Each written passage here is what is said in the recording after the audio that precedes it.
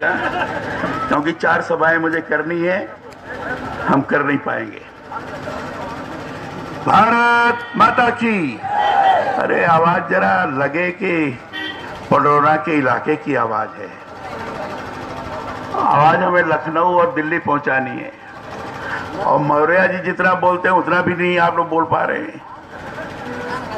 भारत माता की। भारत माता की। पडरौना विधानसभा के इस विशाल चुनावी सभा की अध्यक्षता कर रहे आदरणीय श्री श्याम मुरली मनोहर मिश्र जी, मंच पर बैठे हुए। हाँ, तो ये बहुत अच्छा हो गया।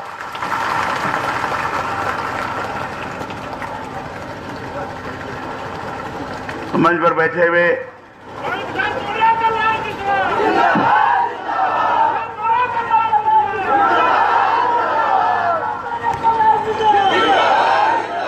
श्री स्वामी प्रसाद जी मौर्य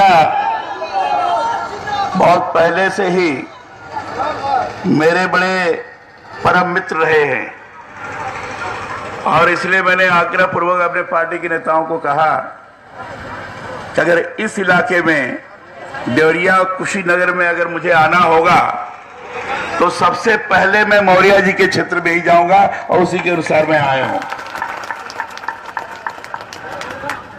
मित्रों, मंच पर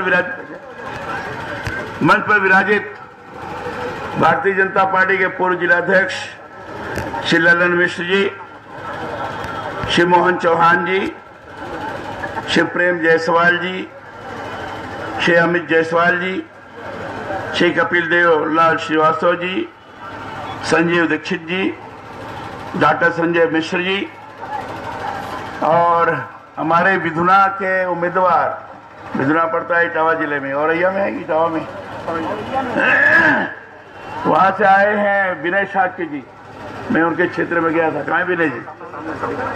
हाँ, ये बैठे विनय शाक्य जी, हरिशंकर राम राय पूर्व महामंत्री, नरेंद्र तिवारी जी, प्रदीप पांडे जी, केशवनाथ उपाध्याय जी, मनोज राय जी, चंचल राजन जायसवाल जी, और डॉक्टर संघमित्रा जी, मंचस्थ सभी सम्मानित नेतागण, यहाँ सभी किसान भाइयों, नौजवान दोस्तों, माताओं बहनों, प्यारे बच्चों, पत्रकार मित्रों, और हम हमारे युवा वाहिनी के भी अध्यक्ष राजन जी का नाम लिया, लेकिन तिवारी जी का नाम नहीं लेंगे तो नाराज हो जाएंगे। हाँ, प्रेम प्रकाश जी, प्रेम प्रकाश जी आप ही है ना? बड़ी जोरदार कविता उन्होंने कही थी, बड़ी प्रेरणा प्रदान करने वाली। हमारे भारतीय समाज पार्टी के श्री क्या नाम, अभय प्रताप सिंह जी, और यहाँ हमारे पत्रकार मित्रों, छायाकार बंधुओं,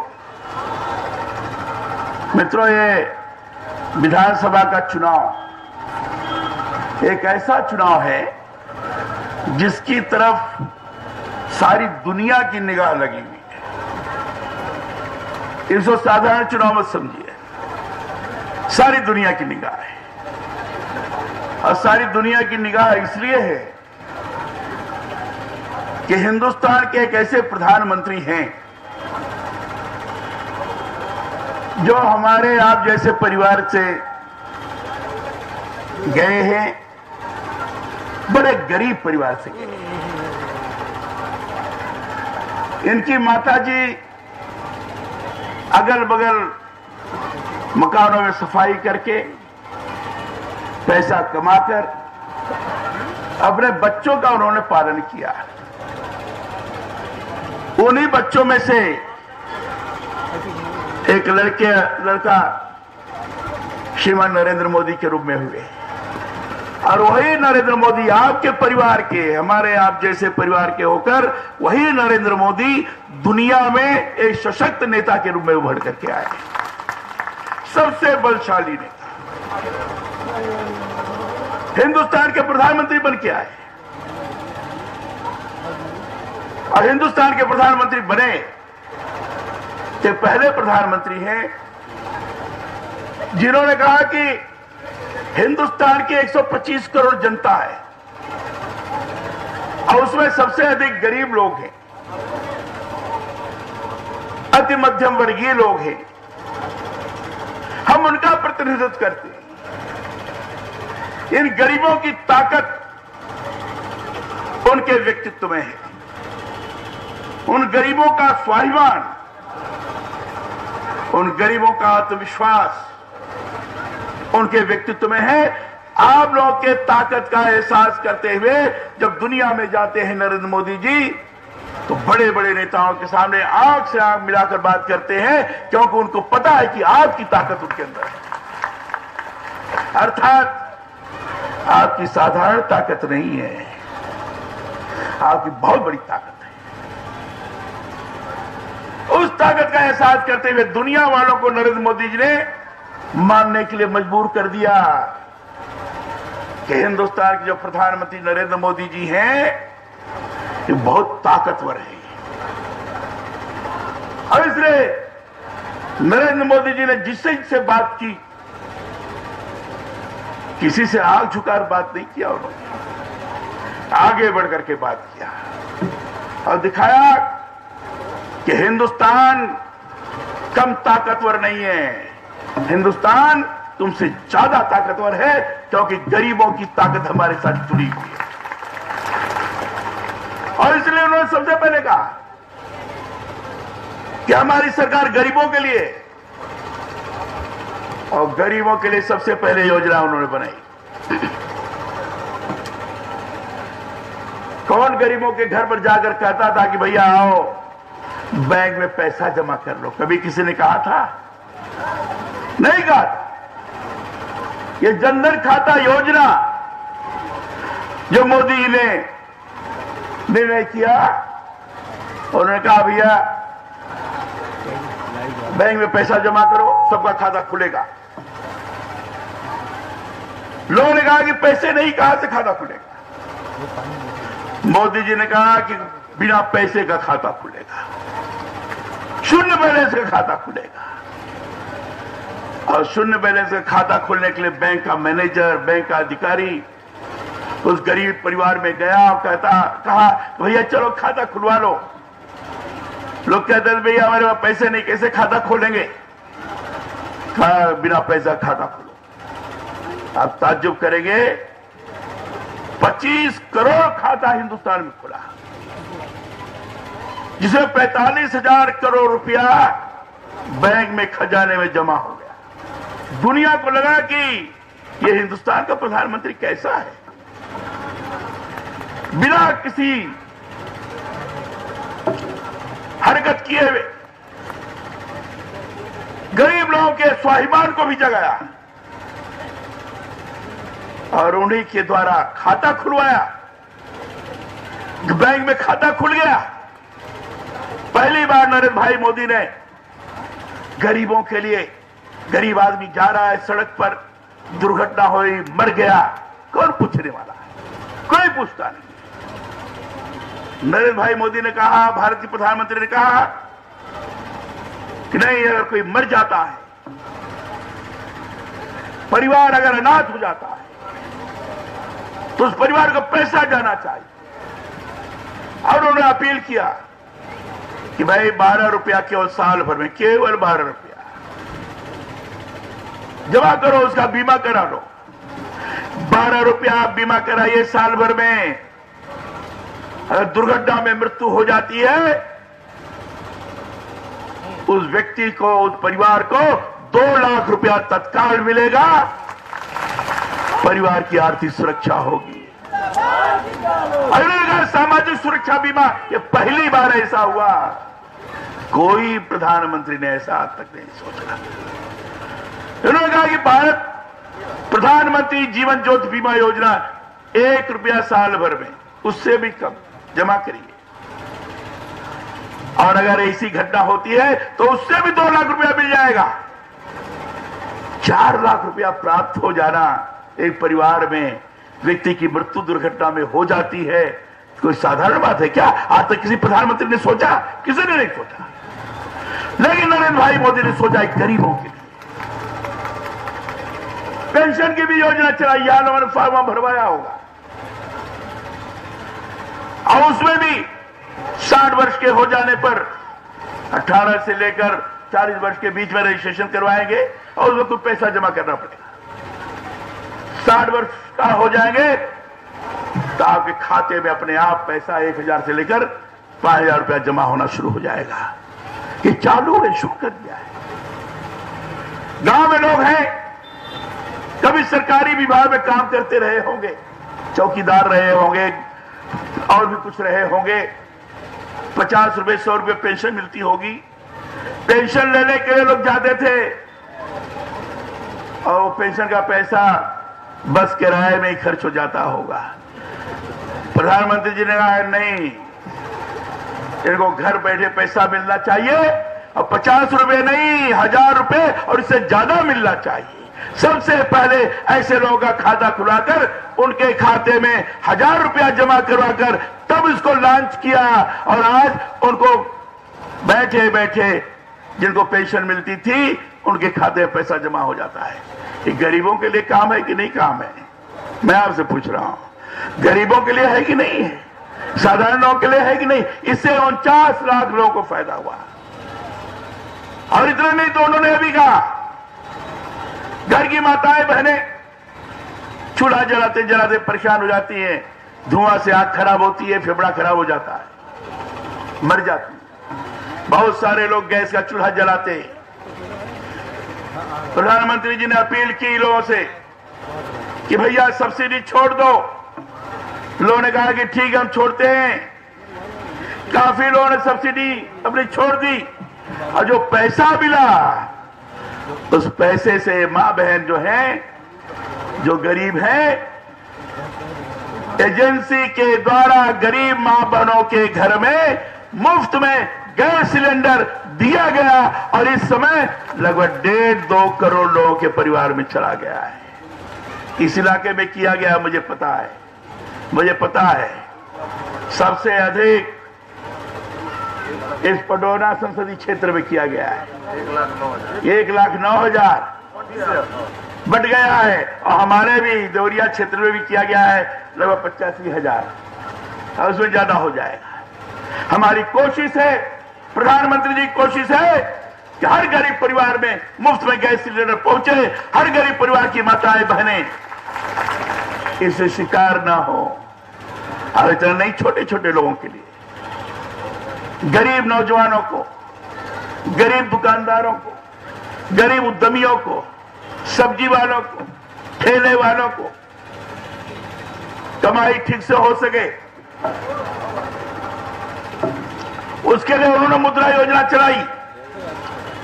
और उस मुद्रा योजना में बिना गारंटी के बैंक पैसा देगा, और पैसा लीजिए आप 50,000 से लेकर 10 लाख तक, बिना गारंटी के, बिना कुछ गिरवी रखे हुए पैसा लीजिए, अपना काम चलाइए, लेकिन पैसा वापस करते जाइए। काम चलाइए, पैसा वापस करते जाइए। यह एक ऐसी योजना है जो गरीब आदमी, नौजवान, छोटा उद्योग लगाने वाला, छोटा दुकानदारी करने वाला, छोटा गांव में अपना छोटा मोटा जो काम करते हैं उनके लिए इतनी अच्छी योजना है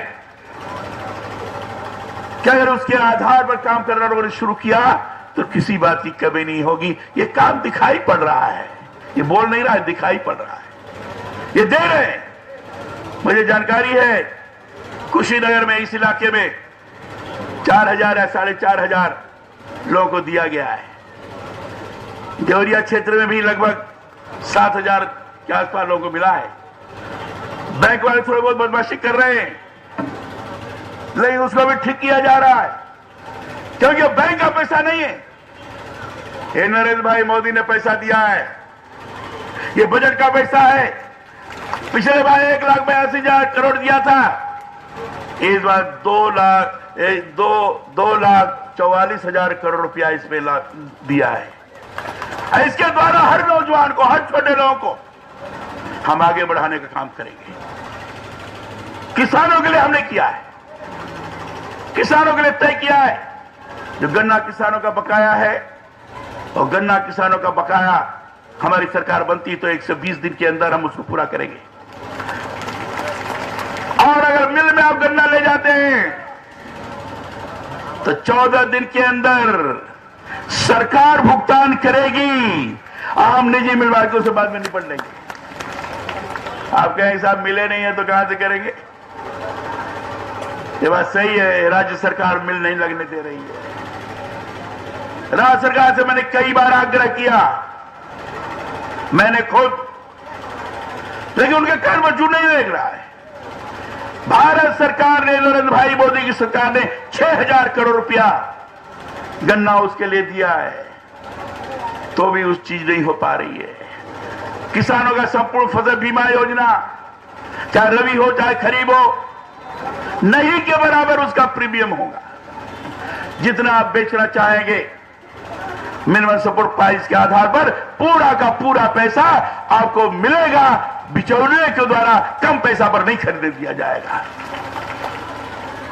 हमारी सरकार आती है तो तुरंत हम जो फसली कर्जा उसको माफ कर देंगे, ये पहला काम करेंगे। मित्रों, इस आधार हम चुनाव लड़ रहे हैं। ये समाजवादी पार्टी और कांग्रेस पार्टी ये जो चुनाव लड़ रहे हैं, ये कदे काम दिखता है, काम बोल रहा है।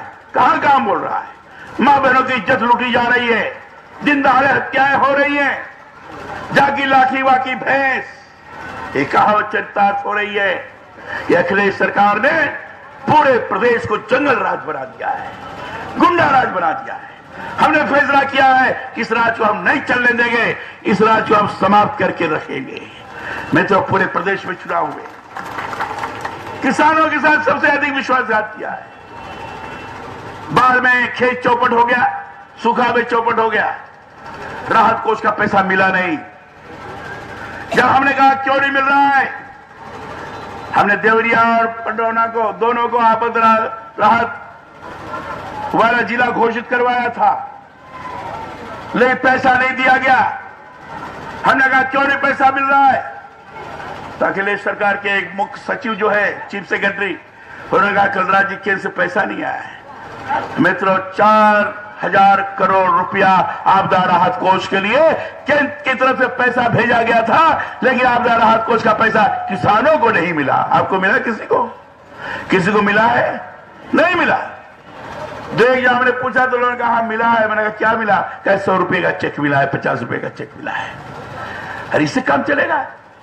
किसानों के साथ जाति, बहनों के साथ जाति, बहनों के लिए प्रधानमंत्री जी ने एक योजना चलाई है, माताओं बहनों के लिए, जो गर्भवती महिलाएं हैं, अस्पताल में रजिस्ट्रेशन कराती हैं, 6000 रुपया उनको अपने स्वास्थ्य के लिए मिलेगा, ताकि पौष्टिक खाना खा सके। ये केंद्र सरकार पैसा देगी, केंद्र सरकार देगी। लड़कियों की पढ़ाई ग्रेजुएट तक मुफ्त में होगी, ये तय किया है। लेकिन ये प्रदेश सरकार सबके साथ विश्वासघात कर रही है। श्रीमती सुश्री मायावती जी है, वो नरेंद्र भाई मोदी को कहती है दलित विरोधी है। अरे मैं कहता हूं मायावती जी, आप 3 बार मुख्यमंत्री रही, भारतीय जनता पार्टी ने मुख्यमंत्री आपको बनाया था, दलितों के लिए आपने कितना काम किया। स्वामी प्रसाद मौर्य जी को मजबूरी में होकर जब उन्होंने देखा कि दलितों की उपेक्षा करते हुए, दलितों की भावना का शोषण करके ये गद्दी पर बैठ रही है, लेकिन दलितों, किसानों, नौजवानों के लिए कोई काम नहीं कर रही है, तब इन्होंने मजबूर होकर अपना नेता पद के से त्याग पत्र देते हुए भारतीय जनता पार्टी के साथ जुड़ गए। यह निश्चित रूप से श्री स्वामी प्रसाद मौर्य का काबिले तारीफ कर रहा है, क्योंकि उनको लगा कि इस बात से हम नहीं कर सकते। इसलिए मित्रों, चाहे बहुजन समाज पार्टी हो, चाहे समाजवादी पार्टी हो, दोनों पार्टियां प्रदेश को चल रही हैं। और अब तो समाजवादी पार्टी कांग्रेस से भी, जिस बाप ने अपने बेटे को मुख्यमंत्री बनाया था, बाप ने जब मुख्यमंत्री बना लिया तो उस समय कहे थे मेरी लालसा थी जीवन भर की कि अपने बेटे को मुख्यमंत्री के रूप में देख लूं, मेरी लालसा पूरी हो गई। बेटा ने क्या कहा? बेटा ने किया, पिताजी अब तो आपकी लालसा पूरी हो गई, अब आप राष्ट्रीय अध्यक्ष से भी मुक्त हो जाइए, जाइए, अब आपको राष्ट्रीय अध्यक्ष नहीं चाहिए। बेटा ने उनकी राष्ट्रीय अध्यक्ष छीन ली। बाप एकदम निसहाय हो गया है। बाप कह रहा है कि अखिलेश अच्छा काम नहीं कर रहा है। बाप कह रहा है समाजवादी पार्टी में गुंडे आ गए। अब बापे नहीं, मुख्यमंत्री की पत्नी भी कह रही है, ये जो भाषण कर रही थी, समाजवादी पार्टी के गुंडे चढ़ गए मंच पर, उन्होंने मना किया, माने नहीं, तो उन्होंने कहा कि इसीलिए लोग शिकायत करते हैं कि समाजवादी पार्टी में गुंडे हैं। उन्होंने महसूस कर लिया समाजवादी पार्टी में गुंडे हैं। मित्रों, उसमें आ गई, राहुल बाबू आ गए, राहुल गांधी आ गए, दोनों का गठबंधन हो गया। दोनों महसूस कर रहे हैं कि हम हार जाएंगे। जो मोदी जी की आंधी चली है, जो गरीब तबका, मध्यम वर्गीय तबका, बाकी के लोगों ने जो मन बना लिया है कि हमें मोदी जी को समर्थन देकर दुनिया के अंदर दिखा देना है कि उत्तर प्रदेश के चुनाव के अंदर भी पूरी जनता, चाहे गरीब होगी, चाहे सवर्ण होगी, चाहे किसी भी वर्ग बिरादरी का होगे, सब लोग मोदी जी का समर्थन करते हैं क्योंकि मोदी जी अच्छा काम कर रहे हैं। मोदी जी ने नोटबंदी का किया, नोटबंदी में बड़े बड़े लोगों के तिजोरी से पैसा निकल गया। कौन विरोध कर रहा है? भारतीय जी विरोध कर रही है, समाजवादी पार्टी के नेता विरोध कर रहे हैं, राहुल गांधी विरोध कर रहे हैं, जो अनेक घोटालों में लिप्त हैं, जिनके पास पैसा अपरंपार है, जिनको लगता है कि हमारा पैसा तो चला गया, अब क्या होगा, हे भगवान अब हम क्या करें, वही लोग विरोध कर रहे हैं। मित्रों, जनता इस समय भारतीय जनता पार्टी के साथ जुड़ी हुई है। भारतीय जनता पार्टी एनडीए के रूप में चल रही है। आप लोगों से भी मैं कहने के लिए आया हूं, जो अभी तक चुनाव हुए, चुनाव में जनता ने भारी समर्थन भारतीय जनता पार्टी को दिया है। अरे महाराष्ट्र के चुनाव में जिताया, उड़ीसा के चुनाव में जिताया, और अभी तक 5 चरण का चुनाव हो गया है। 5 चरणों में भारतीय जनता पार्टी बहुत आगे बढ़ गई है। 2 चरण के चुनाव हैं, उसमें भी आगे बढ़ जाएंगे। भारतीय जनता पार्टी की सरकार बनेगी। सरकार को बनाने में आप सहयोगी बनिए, और स्वामी प्रसाद जी मौर्य जो नेता के रूप में हैं, उनको विजयी बनाकर अपनी भागीदारी निश्चित करिए कि हमने भी सरकार बनाया है, और सरकार बनाकर प्रदेश को उत्तम प्रदेश बनाएंगे। यही मैं आपके बीच में कहने के लिए आया हूं। स्वामी प्रसाद जी मौर्य नेता तो ही है, मेरे मित्र भी है, मेरे प्रिय भी है। बहुजन समाज पार्टी में थे तो भी हमारी जब बात होती थी तो कोशिश करते थे कि कलराज जी जो कह रहे हैं तो हर चीज पूरा हो। हमको कहते भी थे, भाई साहब ऐसा हो गया, ऐसा हो गया, ये करूंगा मैं। हमारी और इनकी निकटता बहुत रही है, अभी भी है, अपनापन बहुत है। उस अपनापन से प्रेरित होकर मैं आपके बीच में आया हूं, आपसे अपील कर रहा हूं, मौर्य जी जीतेंगे तो जरूर, लेकिन इतने प्रबल मतों से विजयी बनाइए कि लोग देखते रह जाए कि आंधी चली है पंडरौना में, और आंधी के आधार पर स्वामी प्रसाद मौर्य एक बड़े नेता के रूप में उभरे हैं। ये मैं मित्रों अपील करने के लिए आया हूं। इतनी बात कहकर मैं मौर्य जी से क्षमा भी चाहूंगा, क्योंकि मुझे तुरंत निकलना है, 4 सभाएं। अरे स्वागत हो गया भाई। मैं अपनी बात समाप्त करता हूं। बहुत बहुत धन्यवाद, बहुत बहुत धन्यवाद।